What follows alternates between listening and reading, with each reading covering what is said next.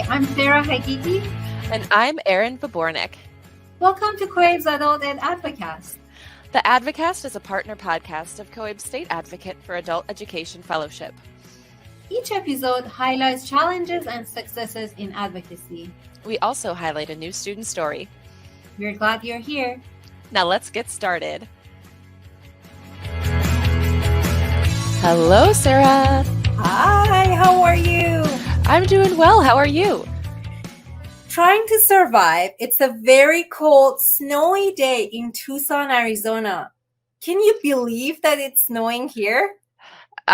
It seems odd to me, but I'm from northern Illinois, so snow is just kind of a normal thing. Although I think we got your Arizona winter because it's been like 50 degrees and we've had no snow. Did you send snow on our way? Because our city is not prepared for the snow. And here we are. We are not functioning well because we don't know what to do with the snow. Well, you look like you're holding it together. We do our best. So today, what are we going to be talking about, Sarah?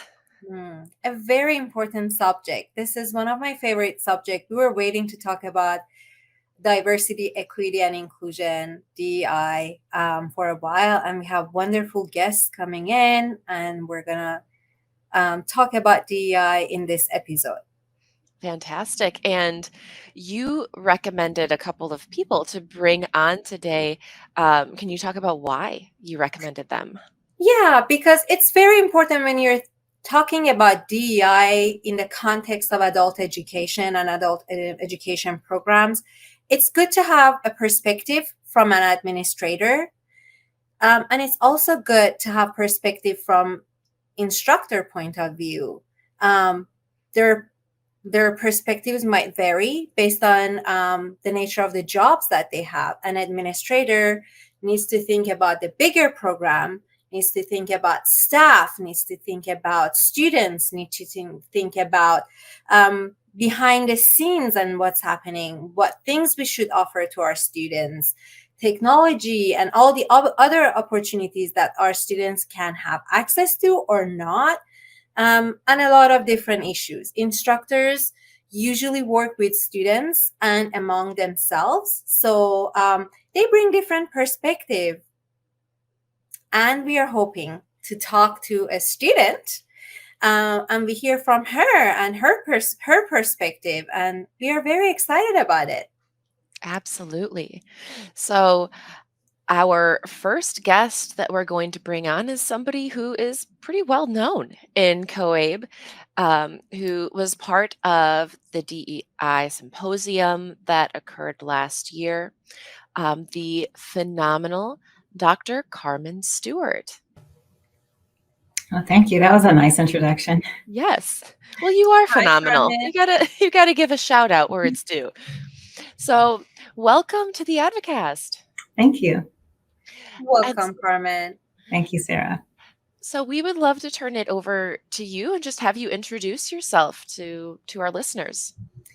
So I'm Carmine Stewart, and I actually started in adult literacy as an instructor before moving into a program coordinator role. And I am now the vice president of programming at a program in Cleveland called Seeds of Literacy. And I'm also the moderator for the Links discussion group around diversity, equity, and inclusion. Thank you. I worked in this field for, I worked in the field for, it'll be 17 years in 2 weeks. So I started when I was 7, obviously. But I'm so happy. I actually was trained as a diversity trainer many, many years ago, over 20 years ago. And I'm just excited that our field is really beginning to have these conversations, particularly around equity and inclusion, because I think that it's really important. And I think that when we start incorporating DEI, it makes our programs better. It makes the classroom experience better and more relevant to students. And I think it's past its time. So I'm very excited that you're doing this podcast on this topic and that COABE is keeping it at the forefront, and that the Department of Education is also prioritizing diversity, equity, and inclusion. Absolutely. Yes. This is a very important subject that we need to always keep it forefront in everything that we do. and we believe that your experience and knowledge will help us to learn more about it and what we can do. So if you could just talk a little bit about DEI and how it looks like in an adult ed classroom or in an adult ed program. So I think at the program level, I think we have to really think about, from the moment someone hears about our program, whether they're going to join staff or become a student or volunteer, from the moment they see our program, they're getting messaging about whether they're welcome or not. And that's the inclusion part of DEI. Do they see themselves reflected in our materials? If you're a potential student, do you see someone who looks like you on the website? Do you see your language represented if you're not if you're an English language learner? Can you get information about the program in your language? And I think the programs have to really think about DEI from that first touch, that first interaction, the first time that someone hears about your program, to how they're received by your receptionist on the phone or in person, to what our process for orientation looks like. Is it inclusive? Do they hear student voices? Do they have student ambassadors who are a part of that process? And curriculum and instruction, do they see themselves reflected in the curricular materials? Does instruction include diverse perspectives? To how students are evaluated, to how they exit our program, what opportunities are there. And then I also think it's important for students to see themselves reflected in the volunteer base, in the staff, in the board, or even being a part of the staff or a part of the boards. I think that all of those are ways that diversity, equity, and inclusion can be included in the program all the way across the board. I love that. I love the idea that, if you don't know where to start, you start with the students and you listen to their voice and you listen to their perspective. And I imagine there are a lot of maybe programs who are listening and thinking, oh, we serve like 17 different language groups. That's a lot of different languages. And I think, again, it's really about just making sure that people realize that they are welcome. And I will give a shout out to Illinois, because our state director has made sure that like the marketing materials that come from our state funding agency, that they have been translated into every language of learner that we serve, right down to like Haitian Creole, right? Like we have making so sure that amazing. it's there to kind of take some of that pressure off of the programs to do that. I agree. And go ahead, Carmen. I was going to say, I've worked with some educators in Massachusetts through COABE who've had similar challenges. And I think sometimes, it's wonderful if you can get the resources to have those translation services. But I think when you don't have that, what you can do is use your students, use your student ambassadors, use your program alumni to help ease that, to help maybe do some of that translation work for you, so that you have that welcome for every student who comes into your program.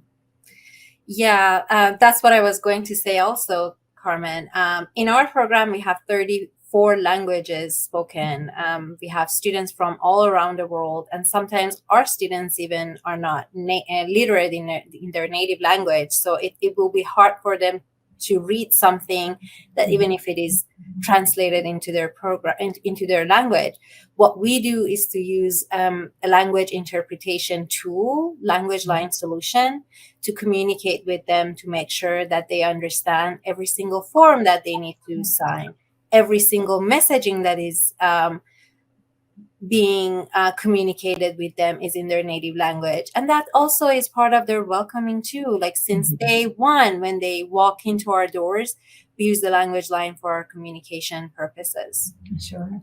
I've also worked with a program that decided to record their orientation in a couple of different languages, so that if someone, orientation is the most intimidating part of the program, because it's when you're really just trying to figure out, how does this even work? So if you can have that in your own language, even if you're in a room with other folks and you're listening with headphones, at least the introduction to the program, you get it, you know what to expect, and you understand what they're trying to communicate to you. So I think it's wonderful that your programs have those resources in place. Such a good idea. Thank you so much for bringing that up. Yes, because you may not be able to sustain budgeting for language line on a long period of time, but if you record that orientation, at least that part might help. Yes. Absolutely. Yeah. And then you don't lose students to the fear of what what is coming up next, Mhm. right? Mhm. You get them into the classroom, and then the teacher can take over and work their magic. Right. So it's not news that in adult education that we serve a very diverse population of students. Mhm. So in a world that has people of color and underserved populations suffering from not having that access to quality education, what are some of the strengths that you see that adult ed programs bring to the table? Well, I think probably one of the biggest strengths is our human resources. The fact that you have so many folks who just really are committed to this field and really committed to the students. So I think for sure the fact that so many of us are willing to look for those other options and opportunities like you just described your programs doing, I think those are definite strengths that really help us to address the differences. But I think the other resource that we have is the students who are able to give us information about where their voices are missing, where they're absent. Tapping into their ideas about our program design, what works and what doesn't work. And then I think another strength that we have is that even if it's not state required, we collect a lot of data, and that data can give us a lot of information, especially if we disaggregate it to know if our outcomes are different for students based on different demographic groups. And I think when we have conversations around diversity, equity, and inclusion, the outcomes piece is the part that we really have to focus on with regard to equity, because it's wonderful if you can recruit a lot of folks into your program, but if you're not graduating people at the same rates, then you might need to look at your program a little bit differently and figure out what it is that you're doing that may be serving one group well, but maybe isn't serving another group quite as well. I think the other thing is that just the commitment of the national organizations that are really keeping the conversation at the forefront. I think that those are also just wonderful strengths to our field. The fact that we have so many people who are committed to keeping the conversation alive, and not only keeping the conversation alive, but finding tools and resources to actually go from ideation to implementation, and then evaluating how they're doing with DEI, and then being able to go back and make changes for that. So I've seen a lot of commitment from different organizations, and I think that is just wonderful. That is great. Yes, yes. As simple as you said, keep the conversation going until you find resources. And one thing that I really like that you mentioned, that it's not one size fits all. You can't just say that this is the way that we serve our students and has worked for one population, and so we should be doing this way, because it might not work for another population. And you have to always differentiate that within your program. Yeah. And I love that you brought up disaggregated data, because I am a data nerd. So I love that. Can you just define for our listeners who might not be aware, like what is disaggregated data? Okay, so that is looking at your data by different demographic groups. So you might look at your intake data. Let's say you have an ESOL program and your program is serving students from different countries. You can look to see, so here's our program, here are the students who came in at a level 1 or a level 2, and here's where they moved. We can look at that and say, okay, yes, we're having some success.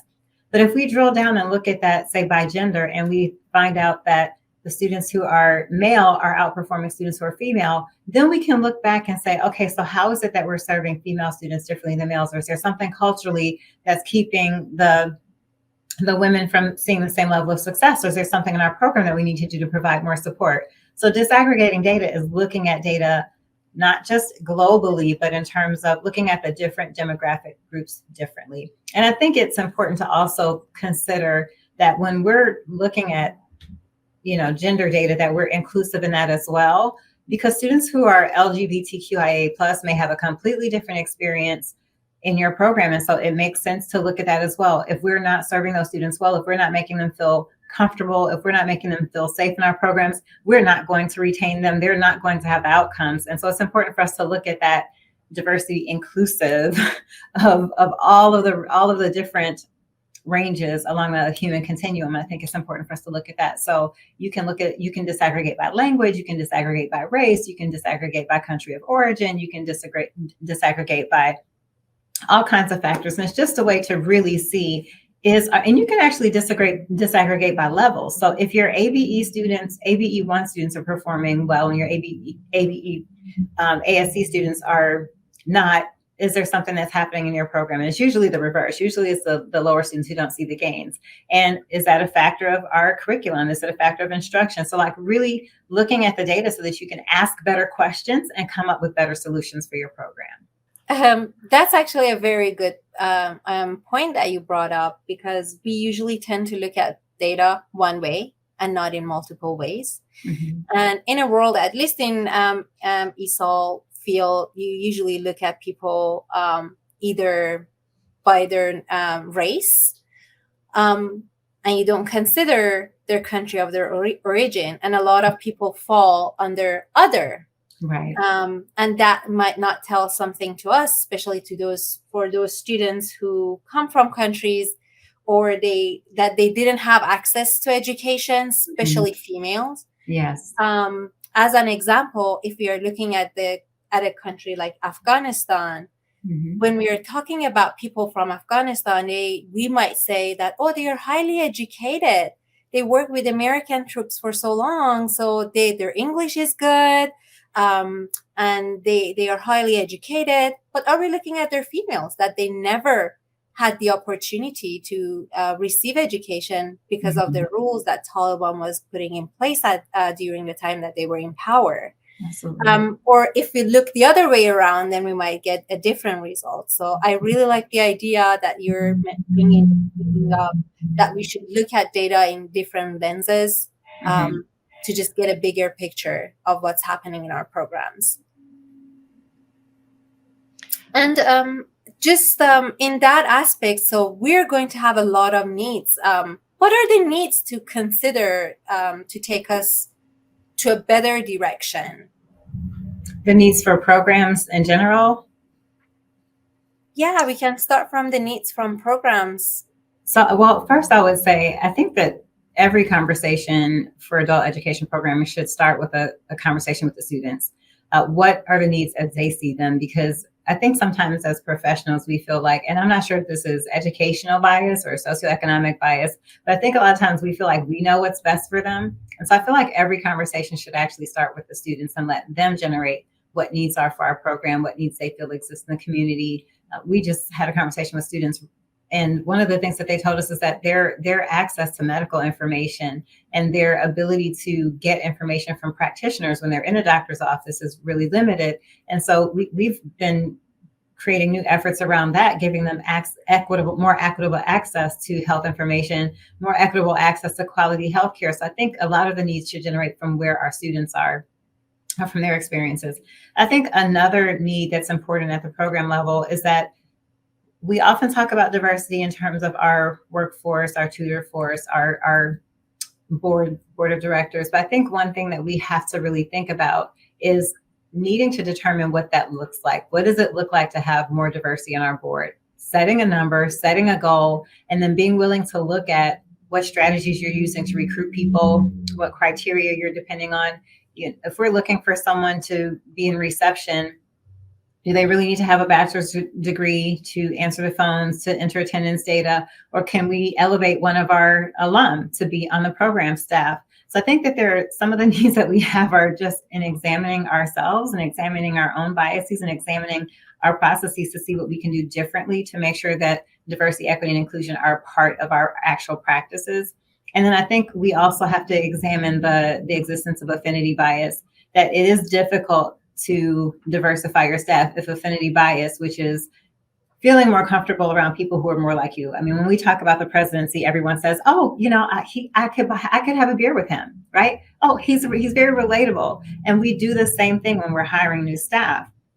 So often we may not look at a candidate who doesn't look like us as though they might have the same capability as someone who does look at us because of that affinity bias. And so I think sometimes we have to really focus on maybe having a search committee that includes students, that includes people from the community who reflect the population of the students that you serve, having students on your board of directors, having students as a part of, a student ambassadorship or student council, decision-making body, decision influencing body as a part of your program. So I think that those are a couple of needs, I think, just right off the bat that we need to address in adult literacy education. And then the other thing I think is programs have to engage in professional development around DEI. And I think a lot of times people are reluctant to do that.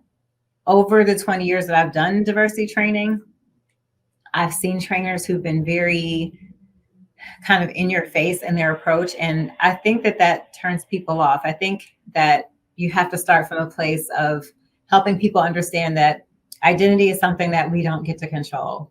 Our biases are things that are kind of imposed on us from the time that we're little, from our families, from our cultures, from our communities of origin, from our faith communities to the media, that all of those things influence our biases. And it's not that we're just horrible people who think things about people. And so I think you have to start from a place where people aren't feeling guilt, shame, and blame, so that they're open to receive, they're open to reflect on, okay, so how can I think about this differently? Or to say, hey, someone said that they were offended by my comment. Would I have made that comment to someone of my same gender, of my same race, of my same cultural background? And if I wouldn't have, what narrative exists in my head that made me make that different statement toward this person? And now that I've realized that, how do I act on that? What do I do? Do I re-narrate that story in my head? Do I go to this person and apologize? Do I read a book to make myself more knowledgeable? Do I search for TED Talk topics that are on that topic? Like, how do I do the self-work? And so I think that people are not going to do that self-work if we don't provide sustained professional development around DEI. And so I think that, I'm seeing that in our field, and I think that that's wonderful, but I definitely think it's something that we need to continue to do. Wow.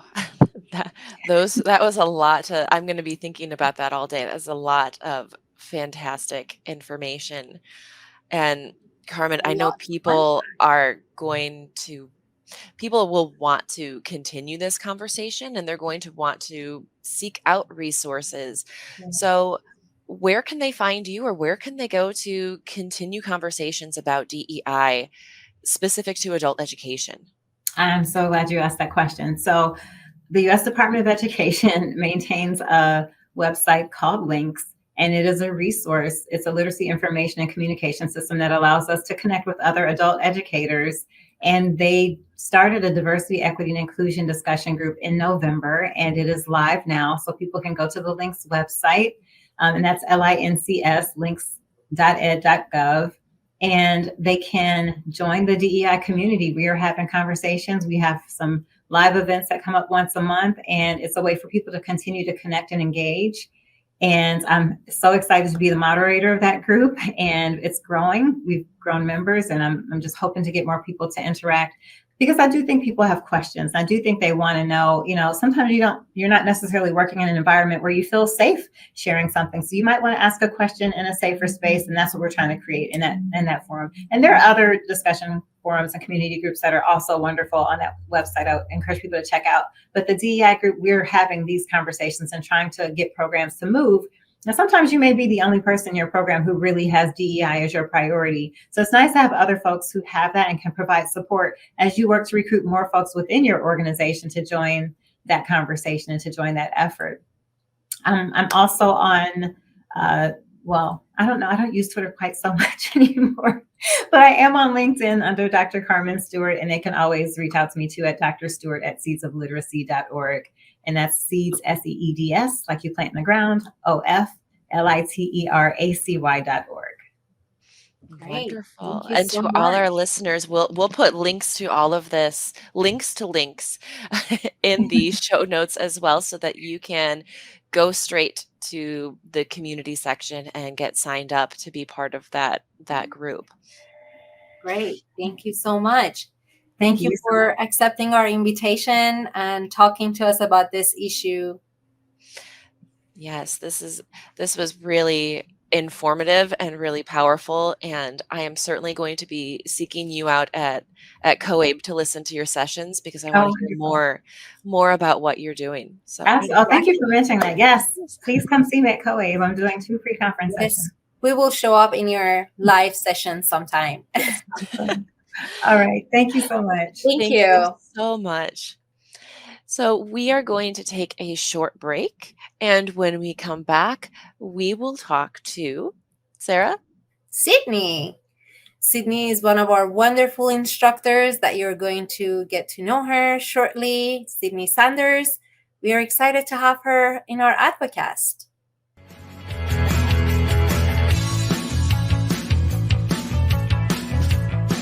Hi, Cydnee. How are you? Hello, hello. I'm good. How are y'all? We're doing Good. good. Good. This is very exciting to have you here, Cydnee. I know where you're at, but tell our listener where you're at exactly. Yeah, of course. So I am currently in Cape Town, South Africa. I am doing a Fulbright English teaching assistantship for this year. So that is super exciting to be here. So I've been here about a month, and so still kind of getting settled and figuring out what exactly my project is and everything. But Oh that's where my I'm coming from. God. That's so exciting. Thank you so much for coming to Advocast, especially at this time at night. Thank you for accepting our invitation. Oh, thanks for Um, inviting me. This is exciting. Thank you. So I know you from one of the Lesla coffee breaks that we had that you talked about DEI. And then I had the pleasure of meeting you in person here in Tucson, Arizona, during the Lesla Symposium. I just wanted you to introduce yourself, tell our listeners about yourself and your connection with adult education. Yeah, of course. So I am originally from Texas, or at least that's where I spent most of my childhood growing up. And then my journey to English teaching was kind of all over the place. But in undergrad, I studied anthropology and sociology because I have a deep love and appreciation for learning about different cultures. And then after undergrad, had no idea what I was going to do with that degree, and kind of resisted English teaching. For those who know me, this is not a surprise, but I kind of always people kept suggesting English teaching, and I was pretty hesitant about it because to me, and we can talk more about this later, but English teaching was perpetuating colonialism, right? And I felt a little weird about that. And then obviously I became an English teacher, so we could talk more about that journey. But once I moved to Minnesota, I was serving as an AmeriCorps Vista. Just happened to be at an adult English school, and I was absolutely blown away by the community that we had there and the really the love for each other that we had in our level one class and the amount of humor that comes across at that level, right? Always laughing, always having a good time. Um, and so that kind of started my adult English journey, and decided to go ahead and get my TOEFL certificate first. Went on to get my master's, both the certificate and the master's at Hamline University in Minnesota, where I then studied what I would call anti-racist approaches to teaching English, otherwise though known as DEI in adult English. Yeah. What does DEI look like in the classroom? There, it's such a broad question because there's so much, and I feel like the question I get most from other teachers, educators is, looking for a simple answer. And there's so many different routes you can go with DEI in the classroom. And kind of, I always tell teachers who do my professional developments, trainings that I do, is that you kind of got to hear about a few different ones and then figure out which one you want to commit to trying first. But so for an example, I feel like one of the easiest examples is to start with diverse images and diverse stories, making them relevant to the student population that you're working with. That's one that doesn't require a whole lot of, for me, as much effort. And yes, it is a little bit of effort because you've got to first learn, okay, where could I get those pictures and stuff? But it doesn't require quite as much personal reflection and thinking about your own culture, which is a huge thing. Like you really do there.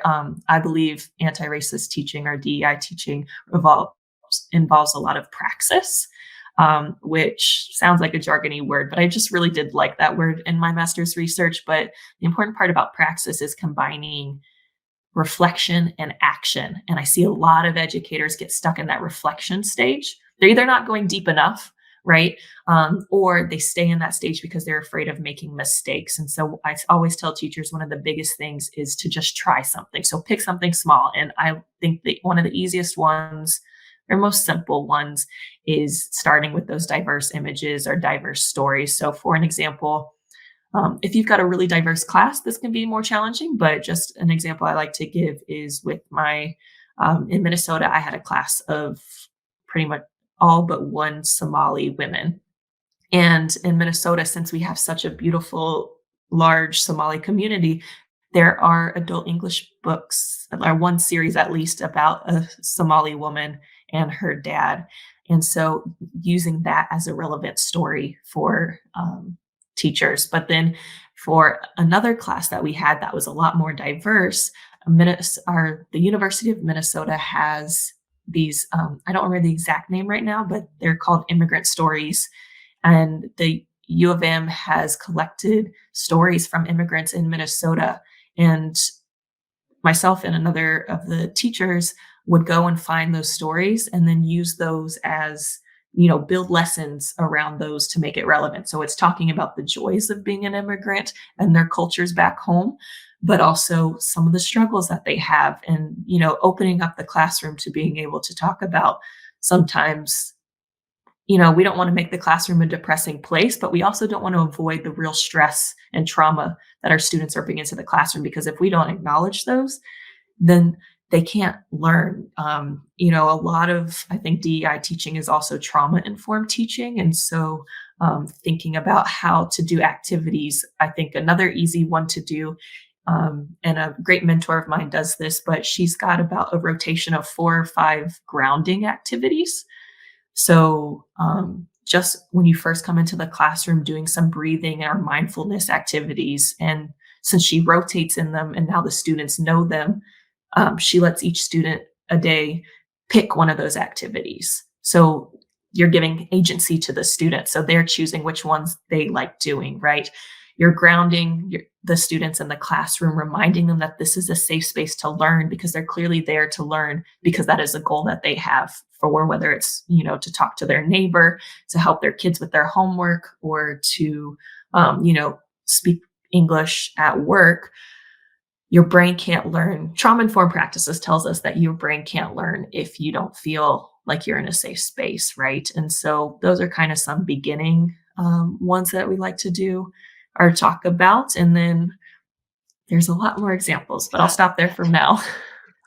That's incredible. And I've been taking notes, even though I know this is recorded and I can listen back to it, because these are just exciting to hear these different things that people are doing. And I think one thing that really stood out to me was this undercurrent of, like, know the people in your classroom, right? Know them. And that helps in choosing materials too. Like I was looking for um, different stories, and I often go to the change agent because those Yep. stories, are written by students. And there was one that really fit like the grammar we were focusing on, and I thought that our students would really engage with. However, it dealt with a country dealing with war, and I had a student who had lived through that war in the country, and I said, that can't happen, right? Because this no longer is going to be a safe place for him if he's coming in and I'm exposing him to bringing up some trauma here. And I love the idea of the grounding activities. Yeah, such good examples. Thank you so much. And during your conversation, you mentioned about series of trainings that you're having about anti-racist teaching. Could you talk about them a little bit? Yeah, absolutely. So, part of my master's research, or really my master's project, was creating a study circle that I call the Anti-Racist Praxis Study Circle. So if anyone has heard of Hamline University in Minnesota and St. Paul, hey, hello. They have a department called Atlas that I partnered with, and they do a lot of teacher professional development in Minnesota. And I partnered with them to develop the study circle, because they do lots of study circles about pronunciation and like reading comprehension stuff, right? Like there's a wide range, but they didn't have any anti-racist or DEI specific ones. And so I partnered with them, and it is a 5 meeting, 10-hour total study circle. And the idea of study circles is that they're supposed to stay relatively small. So 8 to 12 people is the kind of average. Um, and it's about practitioners getting together to learn about new ideas, right? New concepts, to really talk about them, to discuss them, and then to, in a very collaborative way, figure out, brainstorm, how am I going to try this in my classroom, right? And to me, that is essential for anti-racist or DEI teaching. Is it is about collaboration. If you're doing this on your own, I think that's where that fear starts to come in again of saying, I'm going to make mistakes. I'm afraid of saying the wrong thing, right? So when you're doing it in collaboration with other educators, you realize a lot of people have the same fears as I do, and we can brainstorm about how to try it. And then when you meet the next month, because like to try to do them once a month, maybe, to give people really time to digest and try things. And then we're kind of unpacking, what'd you do this month? How did it go? What could I do differently next time? Because it's about that reflection time. It's about action and actually trying it. And then, okay, moving on to the next topic. But I really like to stress that 5 meetings is not enough to end racism in our classrooms, right? But it's a start, and it gives people a place to start. And so I've been doing that study circle now a few times for different states in the US, and then done other trainings based on that same information. But like, say someone has hired me to do maybe 2 meetings. And so I've picked, okay, what are 2 meetings worth of my, I think, the essential things to talk about with some teachers. And so, yeah, that's what I've been up to. Oh, that's amazing. I like that you mentioned that we cannot solve racism in a meeting or so. But it's good to know that we can just start from somewhere and not be afraid of making mistakes. Yes. Yeah, that's what stuck out to me too, Sarah, is going back to Cydnee, what you had mentioned earlier about people who get stuck in the reflection portion because they're afraid of the action. And Mhm. what if I do something wrong, or like how do I approach these conversations as somebody who you know has not experienced what my students have experienced. um, Yeah, and in one of the conversations that I had with you, Cydnee, here in Tucson, you were mentioning that it's okay to make mistakes. You are going to make mistakes, and that is part of learning. That's part of learning Yes, process, and that is very important. absolutely. I say this in every single meeting I do, but Maya Angelou's quote, oh gosh, and now because I'm on the spot, I'm not going to say the whole quote or whatever, but it is, do the best you can until you know better. Then when you know better, do better. And it is, I want a tattoo of it. I write it down. I look at it regularly as a reminder of mistakes are part of the process. They really, really are. And if we tell our students it's okay to make mistakes in the classroom, why don't we give ourselves that same grace, right? And so I really do try to remind myself of that often. Yeah. Beautiful. Thank you. it's it's hard. It feels good to hear that somebody who has been doing this work also still has to remind themselves of it. I think there's sometimes that kind of imposter syndrome of everybody else is doing this and I'm not, and I'm failing, and everybody else seems to be having an easy go of it. So kind of, uh, I think that really speaks to teachers saying, no, this is hard work, and it's always it's always work. Absolutely. So, Cydnee, I want to bring another question to you here, which is, how does adult ed help our minoritized learners and populations access quality education? Yeah. What I think is great about adult ed is that it's there's lots of options for, the kinds of classes that we bring. So obviously English is a huge part of it, but also knowing that that goes to pre-GED classes, right? And GED classes, giving learners options, lots of options to meet their goals. Again, I mentioned some different goals earlier, but some students really just want to be able to talk to their neighbors in English, right? Some students want to just be able to help their kids with their homework. Some learners want to go on, get their GED because they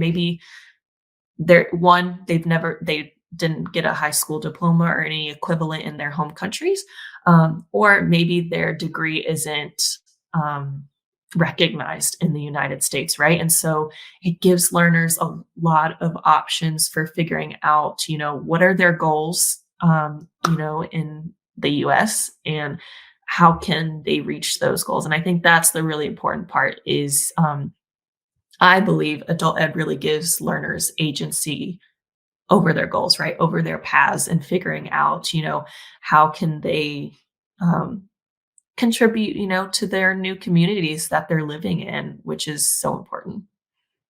Yeah, That's very good beautiful. point. Yeah. And um, I also want to kind of rewind a second to what you mentioned about some learners just want to be able to talk to their neighbor. And I know I've heard from programs around me where it's like, under our grant funding, we really need to get people into jobs. And to bring this back to advocacy, part of what we do is help to raise our voices to say, this is not necessarily what everybody wants. Maybe we need to find a way to measure and to kind of reward programs for helping learners achieve those individual goals, like engaging within the community, because that's powerful, right? You don't need to be in a 9 to 5 job to make a big impact, right? People do that in very different ways. Yeah, I agree. Actually, I believe that part of the job that we do is to empower our student to find their voices and find what they want to do in their life. We are just providing tools to them, and then they figure it out from there. And then we are there to support them in any way possible. If the goal for them is to just be able to communicate with their children's school teachers, then Mhm. that's fine. If their goal is to continue their higher education, then that's also a pathway that we can provide to them. If they want to get a better job, then we can provide support for that as well. So, Cydnee, what do teachers and programs need to ensure that they can provide, and what type of accessibility and equitable experiences they can provide to adult ed community or students? Yeah, I think, number one, we have to start with what our students' needs, right? And what will help them in their journey, with their goals. And so a lot of students want to come to class because they have English goals for whatever reason, right? We've already talked about some examples of those goals. But do they have access to childcare, right? That was a big issue I saw in Minnesota. Is not always having access to childcare, which means that they can't come to class or they can't come, consistently. Transportation, what is that like? And so kind of starting with that of what will help students be able to come to school and be able to participate in school. And then once you're actually in class, right, continuing to think about, okay, what now do students need in the classroom? And unfortunately, a lot of adult ed does not have the funding, the resources, right, to really look at education for adult students in this kind of holistic way, right? And so just thinking about also the resources, I think one of the biggest problems actually, so in Minnesota, I worked at a volunteer-led program that most of the teachers were volunteers, right? That means that as grateful as we are that volunteers are willing to, participate and support classes, they're not trained in teaching, right? Which means that adult students often aren't getting as quality education as I believe they deserve, right? And so if they don't have a trained teacher who one is trained in English teaching in general, but then also where I come in is then that means that these volunteer teachers especially aren't trained in DEI, right? Which I believe can be extra harmful, right? When teachers, whether they're paid or volunteer, have really good intentions, but our good intentions don't keep us from accidentally, perpetuating racist hierarchies within the classroom, right? Or assumptions that cause us to, use pictures that only look like the communities that we're from, right? And stories that are from the communities or, whatever it may be. So I think being under resourced and underpaid, and even for paid teachers, in my experience as a paid teacher, we also didn't get the pay for DEI training or really a lot of professional development that would help with reading comprehension skills and pronunciation skills, right? And so um, it's all about funding, and it's all about that holistic approach, of which unfortunately makes it sound really complicated, and it kind of is, but um, these are these questions that we need to be asking to make sure that our classrooms are equitable. Those are very good points. Thank you so much for bringing those up. And just to clarify, you mentioned this about Minnesota based on your experience, but a lot of other states are dealing with the same issues as well. And this is a universal problem. Teachers are always underpaid and overworked. Sometimes we don't have enough resources for them. To train properly and provide quality education to teachers. And I'm assuming when you want to do your research to have an anti-racist lesson in your class, looking for those pictures, looking for those lessons or stories take time. And it's important for teachers to get Mhm. prep time. And a lot of programs just simply cannot afford that Right. time to pay to teachers. I think the other thing Right. that is interesting about the field of adult education is that there's not there's not a major at most universities about teaching adults, right? People who go into work in higher ed are usually highly specialized in one area, like they get an English degree, then they go teach English at a college.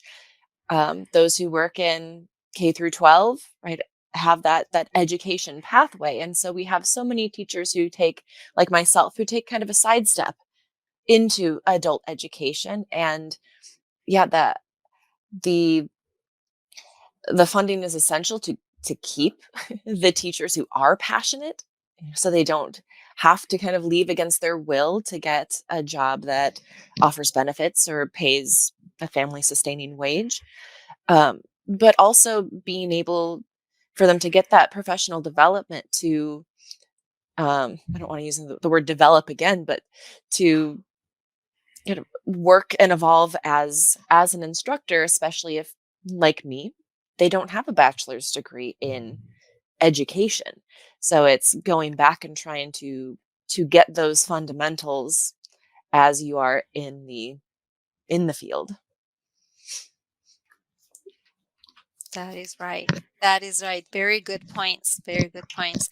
Professional development is huge in our community because a lot of even experienced educators might not be specialized in teaching in adult ed community. And within the adult education community, there are different levels and tiers. Teaching ABE side is very different from teaching ESOL side. Even within ESOL side, it's very different if you're teaching an IET or you're teaching advanced classes or literacy classes. We have very specialized fields and we We need do. experienced teachers to um, teach those classes. And sometimes we're only going to rely on professional development, and that requires a lot of funding. Exactly. And even ESL across the United States, like Cydnee, you were mentioning that there's a really rich Somali community in Minnesota, and so there are different areas of the United States that have kind of specific language communities. So we get a lot of Polish speakers in our classrooms because Chicago is a popular location for Polish immigrants to move. Um, and so that also means maybe learning about a different culture, learning about how that language is structured. And so it's, you know, professional development might look different in different parts of the United States to fit the needs if we're really trying to teach holistically. I Right. would add too that a lot of what my professional development focuses on is just thinking about what culture is. So, Erin, it really goes with what you're saying of like, yes, these communities are different, but there are these essential questions that we need to unpack our own culture, which means unpacking the assumptions that we bring into our classroom. And then also there's tools like I love, if anyone has ever heard of the culture tree, it's similar to the culture iceberg, which more people have heard of, right?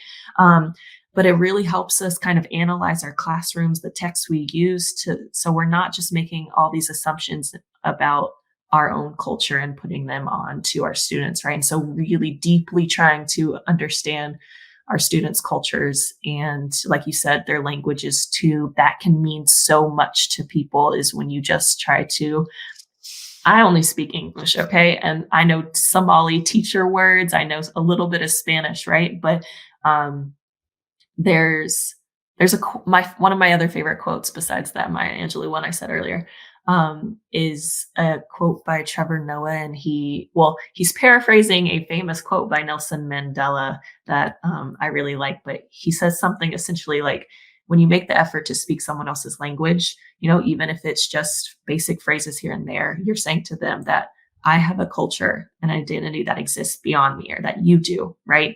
So I see you as a human being, and that's essential to what I try to do is to, learn bits of my students' languages, learn about their cultures, and bring that into the classroom so the classroom really centers on them, right? That is That true. Cydnee, I could listen to you all day, although I think it's late at night where you are. So you mentioned that you do trainings. I'm not sure if you're currently doing it because of your Fulbright um, opportunity that you Yeah. have right now, but if people are interested in finding you and finding more information about these trainings, how can they do that?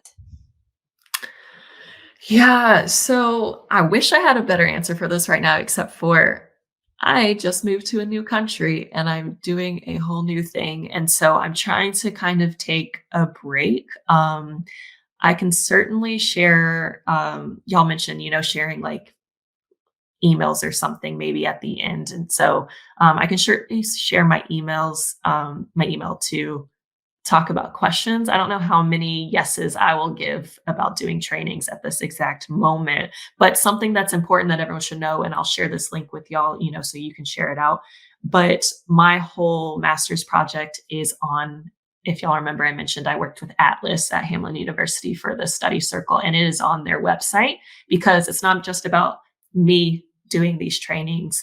Like I made a whole facilitator's guide so that someone else can take this and go do it themselves. Like I don't need to be part of everything, right? And so I've put so many details. I probably did it too detailed. So I hope it's as user friendly as possible, so that people can also just go and, get one other teacher at your school, or, if you can recruit the whole crew, that's great too. But that's also something important as right now, as I'm trying to focus on some downtime to really live in the moment here in South Africa. That's another option too. Thank you so much. Yeah, Thank I you. I respect you protecting your space. I'm And trying. I'm working on yeah, it. it's tough to to undo that constant busyness. So we'll definitely share that information about Atlas at Hamline University so that people can look at those notes and those facilitator notes and really reflect on everything that you've offered to our field. And thank you for adding Trevor Noah. It was appropriately fit while you're in South Africa. So I good. know. Thank you. I was like, I shouldn't mention him, but I guess I did, so it's fine. It was good. It was good. Thank you so much. Thank you for being here with us today. Thank you for the good conversation. And we wish you luck and I hope you enjoy your time in South Africa. Oh, thank you. And again, I really appreciate y'all bringing this conversation to, a broader community because it's so essential for us as educators to be talking about this in adult ed. So thanks for what y'all do. Thank you. Thank you. So we are going to take another short break.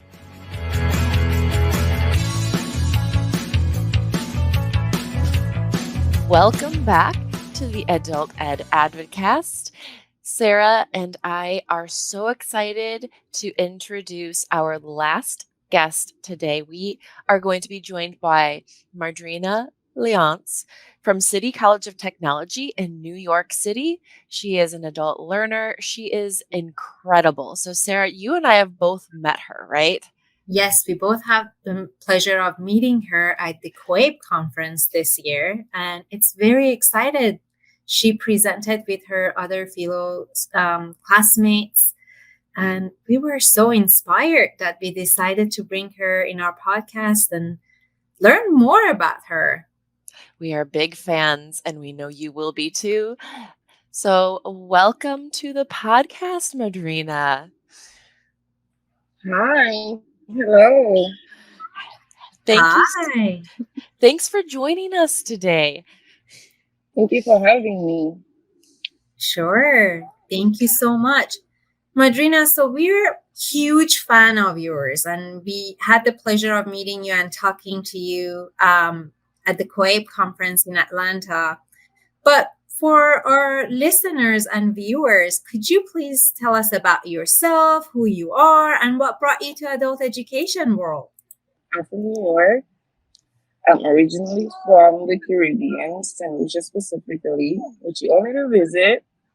And I like 5 years ago, I came up to New York. So then I'm the type of person to be ongoing, determined to further myself career-wise because I want to become a nurse in the future. Okay. And me getting into being an adult learner, getting towards my future and stuff is one of my goals, what I want to be. But then when I first got here, COVID delayed everything. I couldn't get into jobs because jobs were having issues with the pandemic and everything like that was sky high. The school was set back until a later date. But then eventually everything started falling in place. I got into school. I'm currently getting my GEDs to get into college because I'm going to become a nurse. And I'm halfway through that. I've passed the science and the math. And I don't know what's up with the social studies, but it's doing something to me. But I'm going to get it eventually. And yeah, you're done with the hard parts. So social studies is challenging, but I'm sure you can do that. I know. It's not that challenging. It's just based on they have those questions that have similar answers that look like it's the answer, but it's not the answer. Mm-hmm. Those things be tricking me sometimes. They're tricky. Yeah. Right. And after I got into adult education, my teachers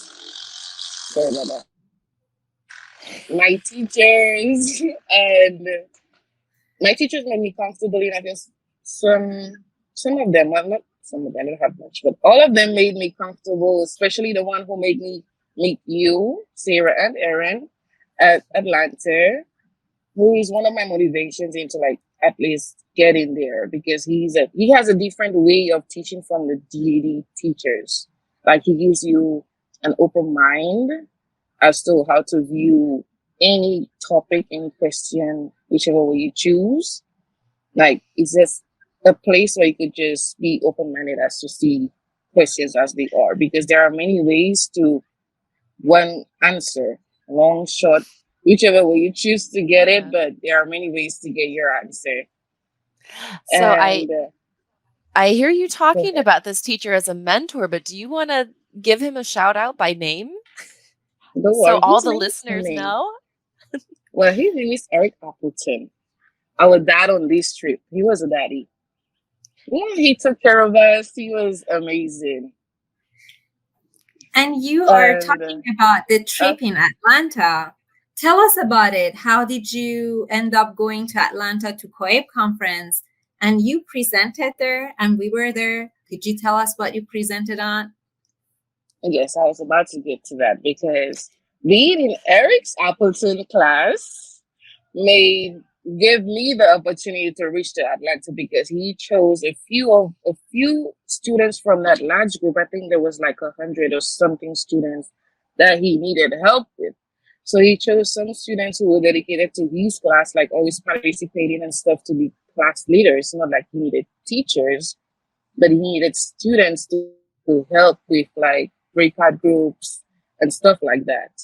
So then he reached out to a few of us, and when he reached out to me, I didn't know what to think of it. I didn't study the first time. I was like, why would you want me to be a class leader when I think I need help myself? So then I left it alone. But then he hit me up again for a text message. I was like, no, I need to at least take it into consideration. So I was like, okay, I'm gonna try it. I'm gonna accept. But then after I accepted, it was like easier than I thought because I didn't have to be an actual teacher. I just had to like help certain students maybe if they were just a little off. But they self knew certain parts of the math. It's not like they didn't know. And then that led us to creating our own meeting with the code. We had our own presentation about us being the class leaders in his group and our experience and how we felt and the benefits of it. And then we benefited confidence, learning how to interact with people better for them to understand and stuff like that. At our conference, I was extremely nervous. I didn't know what to expect because that was our first time actually presenting. That's like a big deal. And with Sarah and Aaron making us feel like celebrities. And it's like even more like we should do something. We should be like, okay, it should be the best. Because everybody have high expectations for us. But then it turned out to be good. It went smooth and well. And I was surprised for the turnout.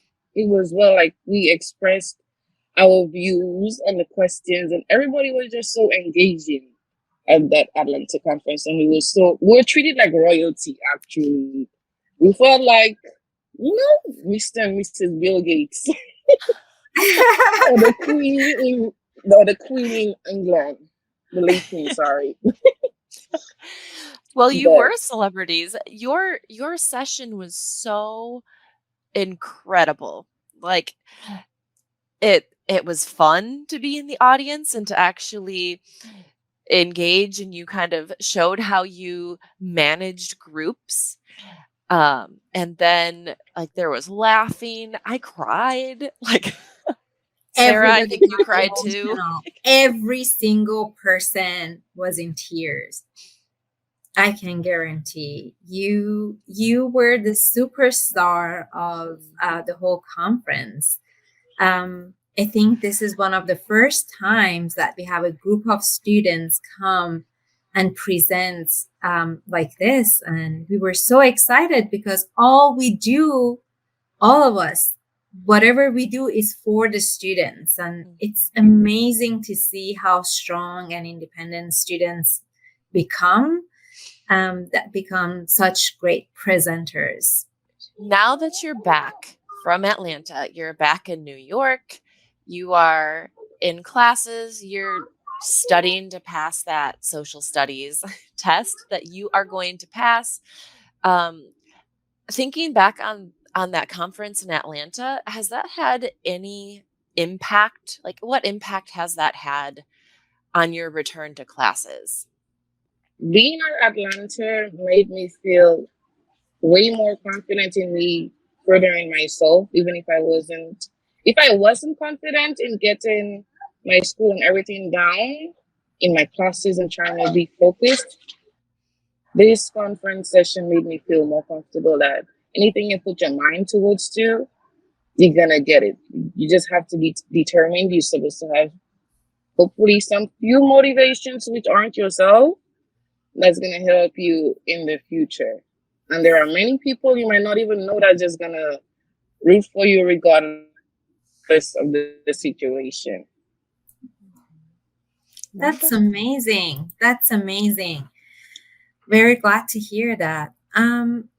Mardgrina, what advice would you have for students like you who are studying to get their GEDs and they want to go to college or they want to advance in their career? What advice would you have for them? Okay, so what I have to tell to students like myself to remain stay motivated, they have to be motivated by themselves first before they could embrace their future goals, because you need to have a destination. You need to have some place where you need to go to. You have to push yourself forward in order to embrace people pushing you forward. Because there are many people who don't know you, but they still want to see you shine regardless. Because everybody has different roads in life that they struggle with, and like any little motivation helps you.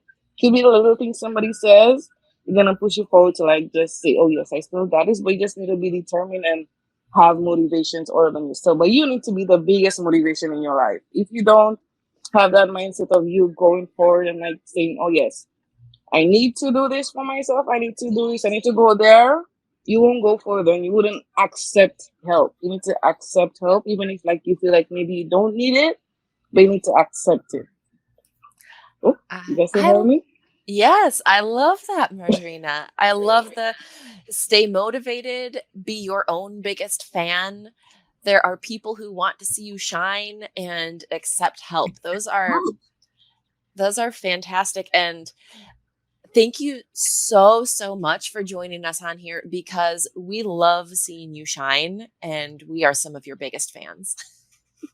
Thank you. Thank you for Right, thank joining you. us on this fine day. I know you live in New York City and the weather is not great there. I hope you stay safe and have a fantastic time. Thank you so much, Mardgrina. Thank you. Thank you so much for having me. You guys are one of those who I knew nothing of, and then y'all still see me as somebody I am not, and like y'all saw me as a legal person. So I appreciate you guys for having me here and taking on my stress of my Wi-Fi and everything. So I appreciate you guys. Thank you. Thank Thank you you. so much. It was so great having her on. And just a little context about Mardrina's motivation is we had Wi-Fi difficulties and she never once gave up. Never. That's how motivated and consistent she is. And we're so appreciative because we know that our listeners want to hear from her. And if you have not yet gone back and watched the recording of the presentation that she did at COABE, it was a hybrid presentation. So the recording is available and will be available for a year. So make sure you go and watch it. You can search by her name. You can search by Eric Appleton. They did a phenomenal presentation, and it really was the highlight of the conference for me. It was. It really was. So thank you so much, everyone, for joining us for this really important episode about DEI in adult education. And Sarah, would you like to end us with some final words? Thank you so much for staying tuned with us. And we are very excited that we were able to bring our guests from all around the world to this podcast. Thanks to every single guest that came and shared their wisdom with us. Cydnee, Carmen, and Mardgrina, we are very grateful. Thank you all, and we'll see you next month for the next Advocast.